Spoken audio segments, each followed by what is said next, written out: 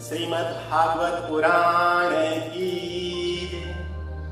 भक्तों, जब भी श्रीमद् भागवत पुराण की महात्म्य की महिमा की बात आती है तो सर्वप्रथम देवताओं के अमृत कलश के प्रसंग को ही सबसे पहले याद किया जाता है।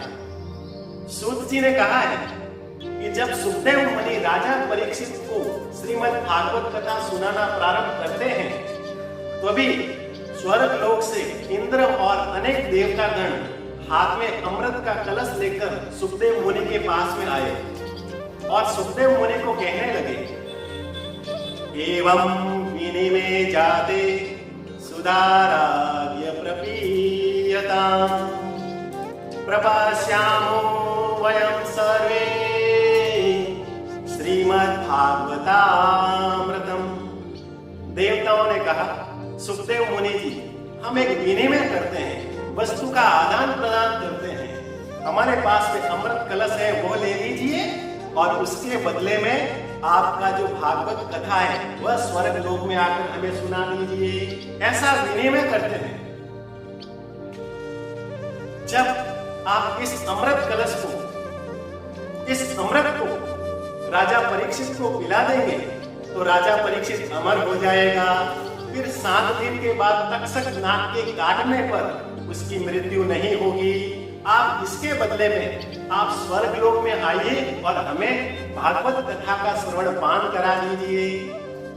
देवताओं की इस प्रकार की बात को सुनकर सुखदेव मुनि क्या कहते हैं, वह सुधा वह कथा लोके वह मणि महा ब्रह्मरातो विचार्येवं तथा देवां जहासः। हे देवताओं, आप अपने इस अमृत की तुलना मेरे इस श्रीमद् भागवत कथा से कर रहे हो। कहाँ आपका ये अमृत और कहाँ हमारी श्रीमद् भागवत कथा? कहाँ आपका ये कांच रूपी अमृत का टुकड़ा और कहाँ हमारे अमूल्य हीरे और मणि रूपी श्रीमद् भागवत कथा? कहाँ हमारी बराबरी हो सकती है? हे देवताओं, आपके पास तो कल्याण करने के अनेक मार्ग होंगे, परंतु इस कलियुगी मानव के पास में कल्याण करने का केवल एक ही मार्ग है और वह है श्रीमद् भागवत कथा। इसलिए मैं आपको ये कथा नहीं सुना सकता हूँ। फिर राजा परीक्षित को कहा, सुखदेव मुनि क्या कहते हैं, हे राजा परीक्षित, आपके पास में 2 विकल्प हैं। आपके पास में अमृत कलश भी है और श्रीमद् भागवत कथा, आप क्या लेना चाहोगे? राजा परीक्षित ने कहा, हे सुखदेव मुनि, मुझे देवताओं के इस अमृत कलश का पान नहीं करना है, मुझे तो श्रीमद् भागवत रूपी इस कथा का पान करना है। देवताओं के इस अमृत को पीने से मैं अमर हो जाऊंगा, ये आत्मा इस शरीर से निकलेगी नहीं और पूरा जीवन इस संसार के अंदर पड़ा रहूंगा, तो इस संसार के मोह माया के बंधन मुझे जकड़ लेंगे। देवताओं का अमृत संसार के अंदर जकड़ने वाला है, परंतु आपके श्रीमद् भागवत कथा इस संसार से मुक्ति दिलाने वाली है, भगवान से मिलाने वाली है। इसलिए मुझे देवताओं का अमृत नहीं, आप मुझे श्रीमद् भागवत कथा के इस अमृत पान को करा दीजिए। बोलिए राधे राधे। श्रीमद् भागवत पुराण की जय। सुखदेव मुनि राजा परीक्षित की इस प्रकार की बात को सुनकर प्रसन्न हुए और देवताओं को मना। देवता जिस रास्ते से जैसे आए थे, निराश होकर वहां से वापस लौट गए। यह है श्रीमद् भागवत कथा की महिमा, यह है श्रीमद् भागवत कथा का महात्म्य, जिसको सुनने के लिए देवता भी लालायित रहते हैं।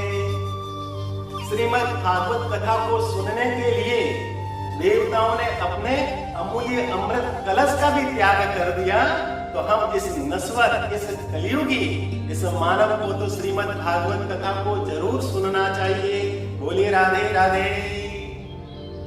जो सुख स्वर्ग में नहीं है वह आनंद श्रीमद् भागवत कथा को सुनने में है।